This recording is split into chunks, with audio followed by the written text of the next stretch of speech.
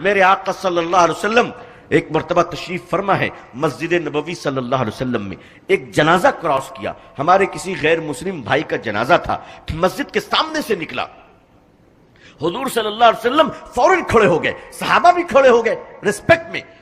جب وہ جنازہ دور چلا گیا اور حضور صلی اللہ علیہ وسلم بیٹھ گئے تو کسی صحابی نے کہا یا رسول اللہ صلی اللہ علیہ وسلم یہ مرنے والا مسلمان نہیں تھا تو آپ ان کے سمان میں کیوں کھڑے ہوئے؟ حضور نے فرمایا صلی اللہ علیہ وسلم کیا مرنے والا انسان نہیں تھا؟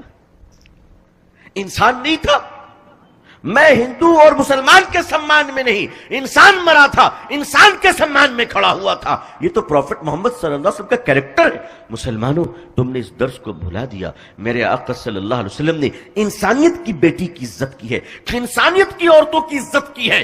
صرف مسلمانوں کی بیٹیوں کی عزت ہو نہیں، یہ تو سیلفش کمیونٹی کی پہچان ہے۔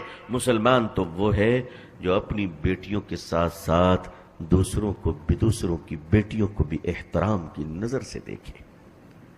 آقا صلی اللہ علیہ وسلم نے صحابہ کی جو تربیت کی تھی وہ تربیت اتنی عظیم تربیت تھی کہ مدینہ منورہ میں سب سے بڑے نان مسلم کمیونٹی کون سی تھی؟ یہودی تھی، سب سے بڑی غیر مسلم آبادی۔ جیسے ہمارے دیش میں ہمارے ہندو بھائی ہیں، ہمارے سب سے بڑے پڑوسی، ویسے مدینے میں مسلمانوں کے سب سے بڑے پڑوسی یہودی ہوا کرتے تھے۔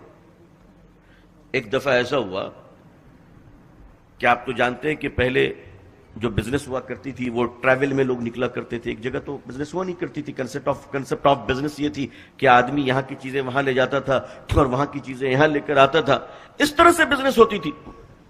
مدینے میں یہودیوں کی ایک ڈیلیگیشن تیار تھی بزنس کے لیے جانے کے لیے، بزنس کو جانے کے لیے سارے لوگ تیار ہیں، مگر ایک اہم آدمی وہ تیار نہیں ہو پا رہا ہے۔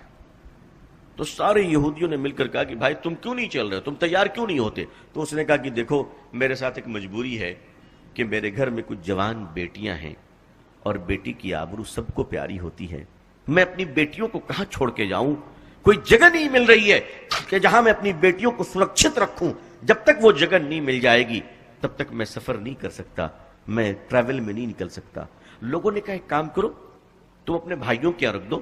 انہوں نے کہا کہ وشواس نہیں ہو رہا ہے۔ کہا بچی کو ماما کیا رکھ دو، کہا اس پر بھی وشواس نہیں ہو رہا ہے۔ رشتہ داروں کے اور قریب کے نیئرسٹ ریلیٹیوز کے یہاں رکھنے میں ان کو وشواس نہیں ہو رہا ہے۔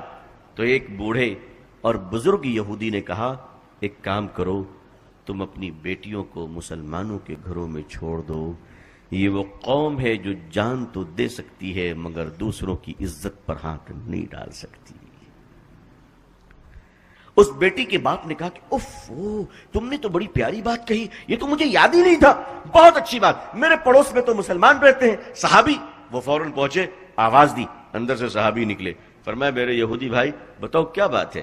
اس یہودی نے کہا میں تجارت میں جا رہا ہوں، باہر جا رہا ہوں سفر پہ، 2-4 مہینے واپسی کو لگیں گے، میرے گھر میں کچھ جوان بیٹیاں ہیں، میں چاہتا ہوں کہ اپنی بیٹیوں کو امانتاً تمہارے گھر میں رکھ دوں۔ اتنا سننا تھا وہ صحابی باہر نکل آئے، اپنی بیوی کو آواز دی اور فرمانے لگے میرا بھائی اپنی بیٹیوں کو میرے گھر میں رکھنا چاہتا ہے، او میری بیوی تو ان بیٹیوں کو اندر لے جا، اور جب تک یہ میرا بھائی لوٹ کر واپس آ کر اپنی بیٹیوں کو نہیں لے جائے گا میں بھی اپنے گھر کے اندر داخل نہیں ہوں گا،